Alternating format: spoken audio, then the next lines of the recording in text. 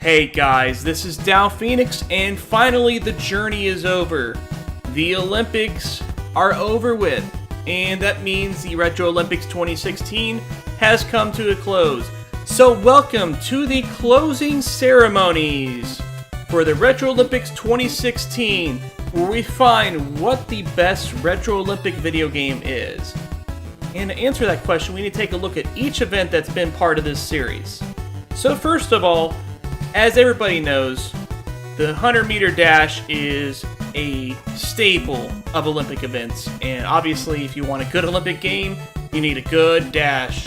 So we've covered several games that have had a dash. A lot of them were kind of duds, but we did narrow down to 3 that were not too bad, and actually the one that's the bronze barely made it, and it barely made the cut, by the way. And that was Atlanta 96 for the SNES and Genesis. That had a okay dash mode. It wasn't the best, but it functioned just fine, and so that's why it barely made it. Didn't have any flaws that some of the other weaker ones had. Then next up on the list is the Sega Dreamcast and PlayStation game, Sydney 2000. Although the dash here had some things to be desired, it functioned pretty well, and they had nice and simple controls and didn't have any kind of nonsense like the whole Capcom one did. And then finally, the best one, as may not be a surprise to you, was the one in track and field. That one had a great dash mode that's pretty much the gold standard for dash modes in these games, in my opinion.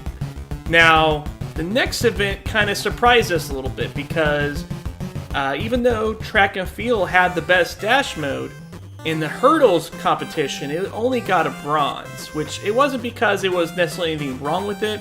It just didn't have really the best controls for it. As a matter of fact, a game that really has done very terribly through this event had a very good hurdles mode that just barely edged out track and field. And that was Capcom Gold Medal Challenge 92. But bar none, the best hurdles mode, without a doubt, was Atari Decathlon from Activision. That was an excellent hurdles mode that played just perfectly. So, Decathlon gets the gold. So we have 1 gold to track and field and 1 to Decathlon. So now we move on to the next event, which is the best long/triple jump. Because honestly, I had a hard time finding any good ones at all on these here. We had to pretty much settle for what was the best of those modes. And so, starting off with a bronze.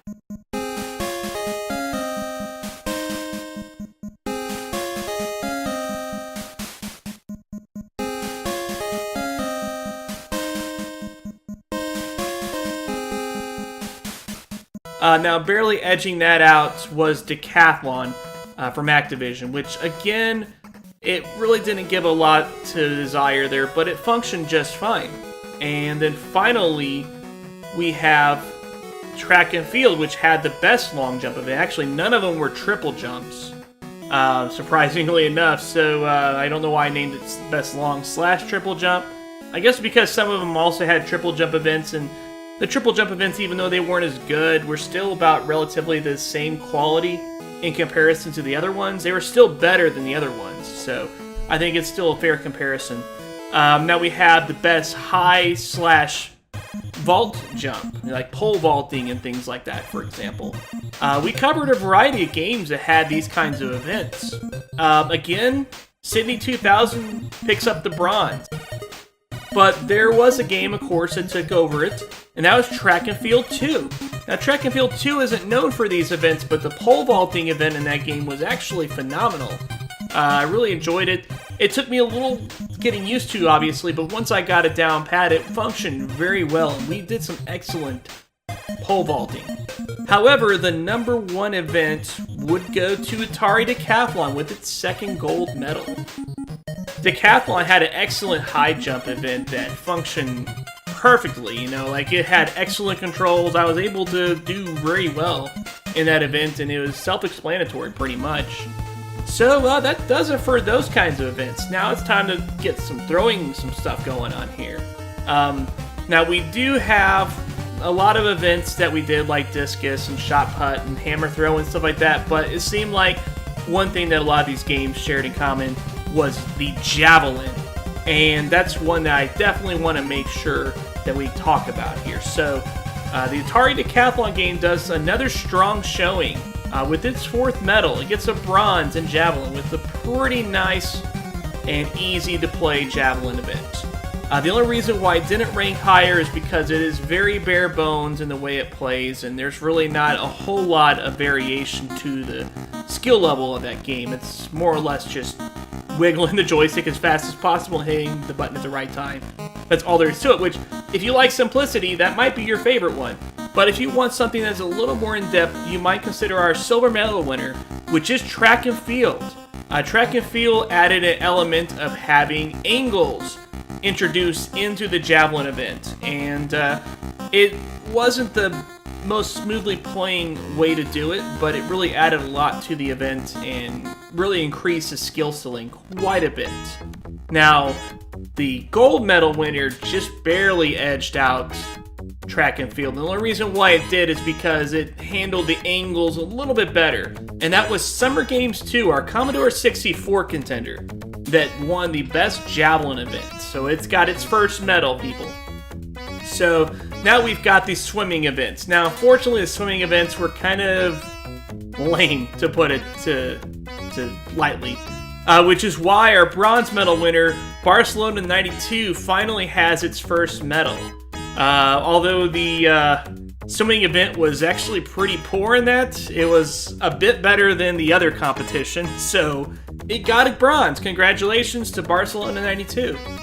The second one on the list wasn't a whole lot better, honestly, but it functioned a fair bit better, and that was Track and Field 2's swimming event, which unfortunately had some confusing mechanics, but it still functioned good, unlike Capcom Gold Medal Challenge.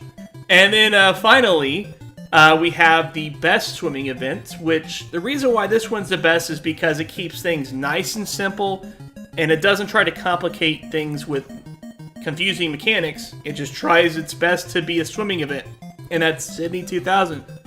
Now, fortunately, this one basically is just a dash all over again, but you know what? It works, so why not have it? So congratulations to Sydney 2000 for its first gold medal.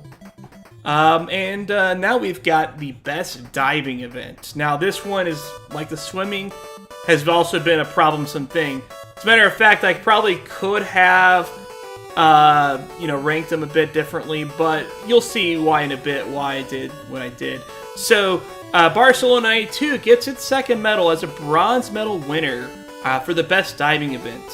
It actually had some interesting ideas behind it. Unfortunately, the execution was very hard and off-putting, but that said, it still functioned just enough to actually medal, instead of just being disqualified altogether. So congratulations to Barcelona 92, because otherwise we wouldn't have had a bronze medal. We only had 3 games that even had diving. So the second one, of course, is Track and Field 2, which I really enjoyed the event from that as a kid, but I really could not re-grasp the mechanics behind it. It was just a bit confusing, and but it still functioned better than Barcelona 92, so we got to give props where due, right?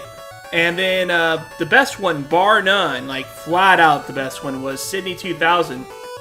This was actually a really fun diving event, the way they did it, because it was very simple and easy to pick up. Like, at first I didn't know what I was doing, but as I understand, as I was playing it, I picked up on it really quick because it used very common sense mechanics.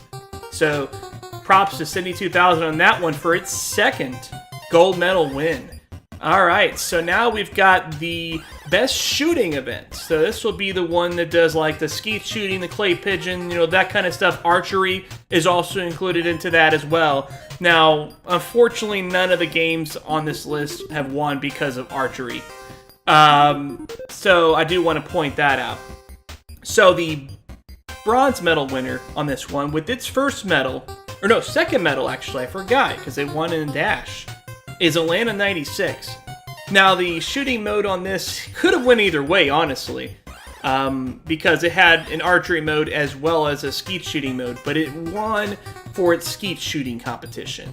It just barely edged out the archery in this one, in my opinion, and it could have functioned a bit better, but it was plenty functional still.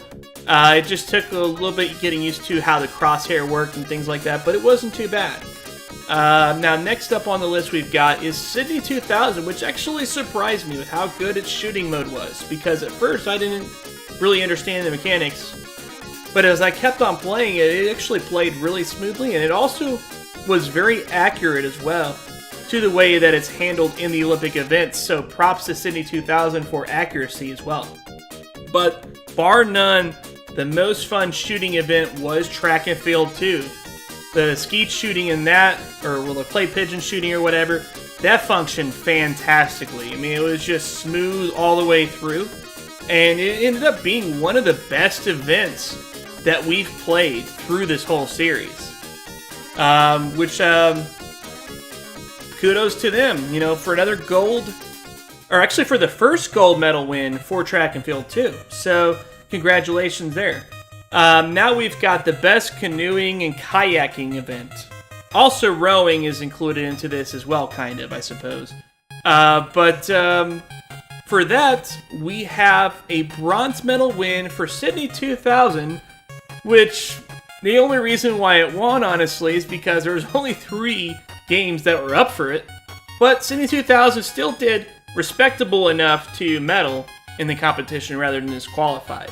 The event was very confusing at first, but I did eventually figure it out, and it played just fine and had some decent water effects and things like that, and there is some obvious physics modeling going on there, which was kind of cutting edge, honestly, for this game, and so I have to give some props with that, but unfortunately it just was not that good the way that it handled it.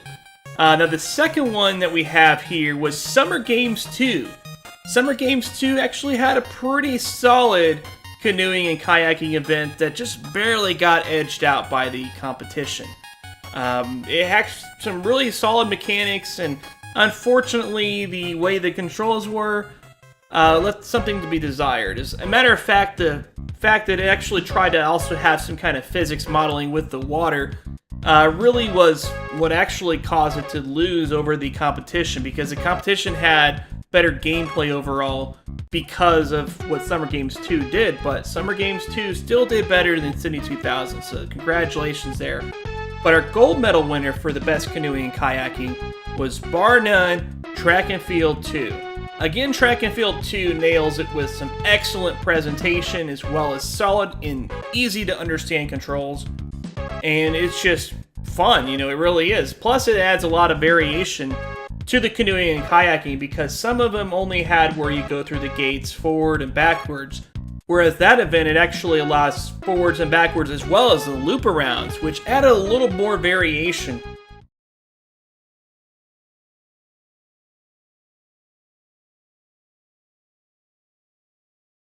Can't even see what the hell's going on sometimes. Got stuffed again. How'd they get the ball? So, that covers a lot of different events that we've covered, but we need to cover what the best other event is. There were so many other events that unfortunately were not represented by one of these categories. And to start it off, the shot put competition in decathlon was excellent. I mean, it already did a really good job with the javelin, of course. Unfortunately, it was not the best, but the shot put was definitely the best non-javelin throwing event by far. It functioned really well, and it just added a little bit more to that game's package. Now, the next game we've got on the list for that is the weight competition in Sydney 2000, which I was a little surprised at how well this functioned, because the Capcom weight competition was absolutely terrible. But this one actually functioned pretty well, nice and simple mechanics, easy to understand, and it's just a test of reflexes and might, pretty much. So, congratulations to Sydney 2000 there. But the absolute best other event was the fencing in Track and Field 2. Now, that was one that really added a whole level of skill, and it's also one that could be a lot of fun with people that you play with, because you can obviously fight against each other. There was a lot of little strategies and things like that, and it was way better than the fencing event in Summer Games too, but you don't need me to tell you that, right? This literally looks like an Atari 2600 game. Clearly, whoever did the fencing programming didn't really give a shit about fencing, because they just didn't put any effort into it, you know? So, congratulations to Track and Field 2 for yet another gold medal win. Geez, that's been, what, 4 in a row? Dang, I think this competition is getting a little loaded, don't you guys think? But, you know what? There was a lot of interesting games we covered. Some of these which we haven't even mentioned yet. So let's go ahead and get to the funniest event. This was the one that just had me cracking up, and I'm sure it probably had you guys cracking up too. So first of all, our buddy Parkinson's man, who did the archery in Barcelona 92. I think that thing over there is supposed to symbolize wind, possibly. Let's see here. He is shaking uncontrollably because he has some fucking Parkinson's or something. The archery event in Barcelona 92 is just so funny. Watching the guy shaking his hand, you know, it's... Oh, man. Someone that's got that kind of stuff going on, they should not be competing in an Olympic competition.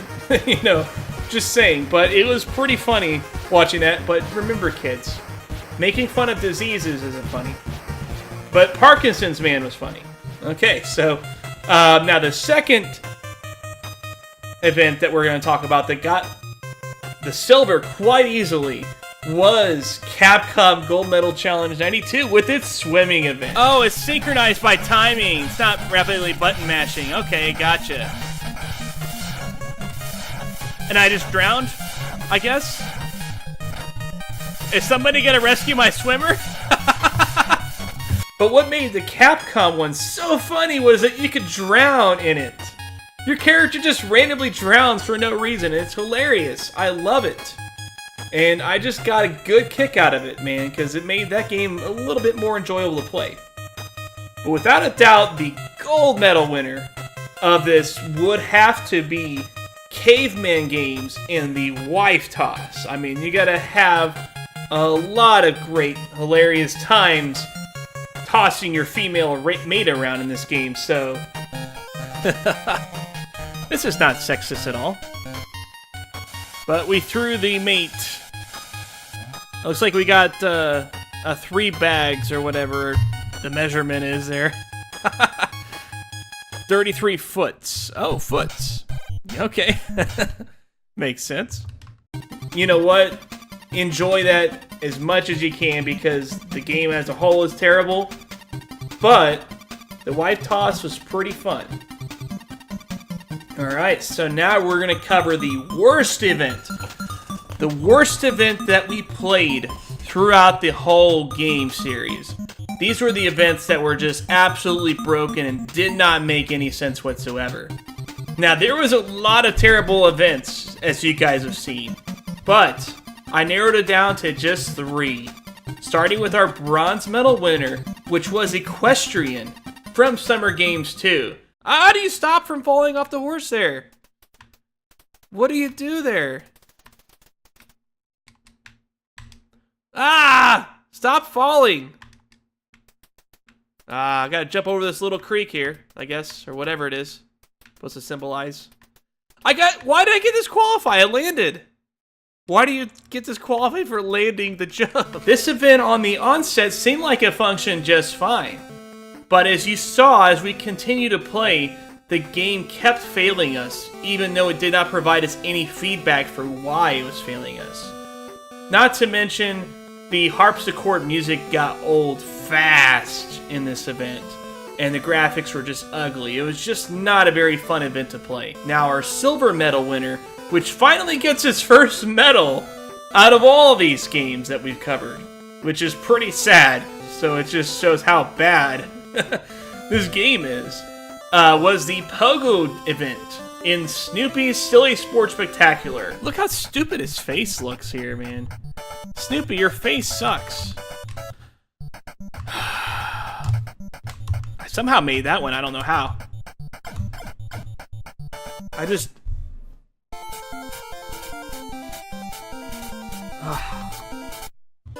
Wow, that event was pretty terrible, I must say. And that game had a lot of events that could have easily made the worst event challenge.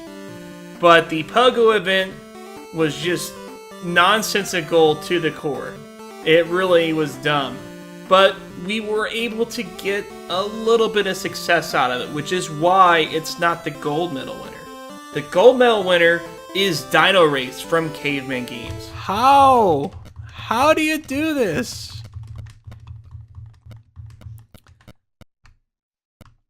I can make him go backwards just fine. Forwards is another thing entirely. Let's see. B seems to do this jump thing. It doesn't work. A doesn't seem to do anything. And then I can hit right to bash him in the head and left to pull back. That's all I can do, people. There's nothing else that... There's not any other functional controls here. Not that I can tell. That's the most I can do, and he's just hopping along like there's nothing wrong, man. Caveman Games is another one that had absolutely terrible events, but the Dino Race was probably the worst of them all. It just made absolutely no sense, and you saw our CPU character was just blowing us away for absolutely no reason. So boo to the Dino Race, and now it's time to get to the worst games, which if you guys have been hearing me talk about these games, you're probably not surprised by these selections. Now, our bronze medal winner did edge out the Barcelona 92, Atlanta 96, and Summer Games 2, but it still edged it out by quite a lot, I might want to add. And that was Capcom's Gold Medal Challenge 92. This game, unfortunately, didn't have very many redeeming events. Now, it did pretty good on the hurdles event, surprisingly enough, but for whatever reason, it just flat out fell apart for every other event that we tried, and I really don't know why. Now, I didn't try all the events, granted. I know I gave track and field 2 a better chance because I tried all the events, but honestly, if what we tried from Capcom Gold Medal Challenge 92, it would absolutely shock me if any of the other events are good. That's just how terrible it was. But there were 2 games worse than it, which is why it's only the bronze medal winner. The bronze goes to Snoopy's Silly Sports Spectacular, which is just a lackluster package all around. It doesn't even have the humor that Caveman Games had. But it functioned a bit better than Caveman Games, which is why Caveman Games is our winner for the worst Retro Olympics game with the gold medal. This game just played atrociously and had really terrible controls. It's such a shame because the game actually had a good concept and idea behind it, which I think that might be why it kind of suffered a little bit more in my eyes than Snoopy, because Snoopy was just a stupid idea in the first place. So I kind of expected it to be bad, but this one I kind of expected a little bit more, and I was disappointed by its performance. So now, finally, we get to our best game out of all the retro games from 2000 and before. And our bronze medal winner is Sydney 2000 for the PlayStation and Sega Dreamcast. This one did have some lackluster events, but it was a pretty solid overall showing. It barely, and I mean barely, edged out track and field for the NES, the original track and field. There was a pretty close competition between the two, I must say. But it had a pretty solid showing, and I really appreciated the effort that they put into it, especially since the other licensed Olympic Games before it, like Atlanta 96 and Barcelona 92, were just all over the place in terms of quality. The next one we have is Activision Decathlon from 1983.